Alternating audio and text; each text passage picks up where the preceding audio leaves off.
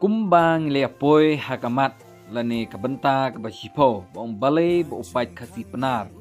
Uday banjit yu Dr. Ricky Sengkon kumu MP Syalok Sabha. Mentang nepet sa kabenta kabakatwe haduk kabarpo lada pikwa banpet ya kabenta kabanengkong haduk kabasipo pila banpet ya ka video hapo description. Kabenta kabakatwe kabaong kumni. Ha parlemen kani kaju kajinglong kin kala namar kilalong do long senam hapo jongu bakum munong ele kadonot jongu kathanam kum kathma kalang kum kading bat kum using musim jong ka klau salia yaki hati salia yaki krokodai salia yaki bising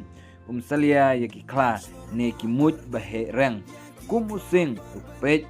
da kamensem bang ngan job bat ngan umrem na atak bet ya ki balong ki aka ngam salia kini kilong ki jinglong baslur hauni rangba kum using hi ulong kabenta kabakat ar ka jing sngorit kalong kanongrem jong uni rangba ya unong shun urki remun ya ki babeng kumni kumtai usngap jar namar usyakri ya ki breu kumki uta ubahap bat ajikhen hakmat ublay usyepting tanggawe ke kaba ule bakla kan pensngosi yuta ubalakot yu kawakat lai uni usamla udai unohikai hapo ka skulba nehu kumta pila sngotuhi ya ke jengkamai kalong kabadap biang pura ujit ban syakri yapi ban syakri ya ke jenge babunjat dei nakabenta jongi lada dei kum kito kibayat ke jingsya keren ben kibayat ke jingsya keno bat ha ka duthia dudam dangla kebalong no hikai sempelais han nehu henrei ujit ye kani kalenti om tang kamon hi henrei sngotu bohap ban kongu ye ubos ubana jerong upenya ye kajing em jong u kabenta kabakat saw uni usamla ulong ubak lakloi bat ai kajing syakri hakipor barok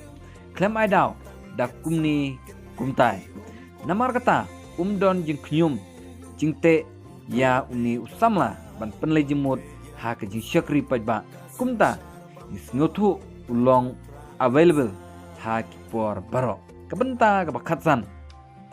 ka arta kalong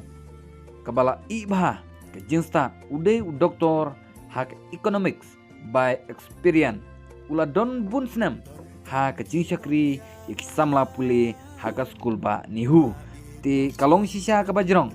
ti ngan ino shwa tang ha ka benta ka bakatsan ngan siap penmi biang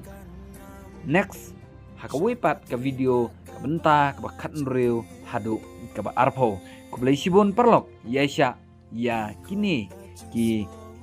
daw ya ka balai bangijet ya Dr. Ricky Sengkon kum MP Syalok Sabha kublai sibon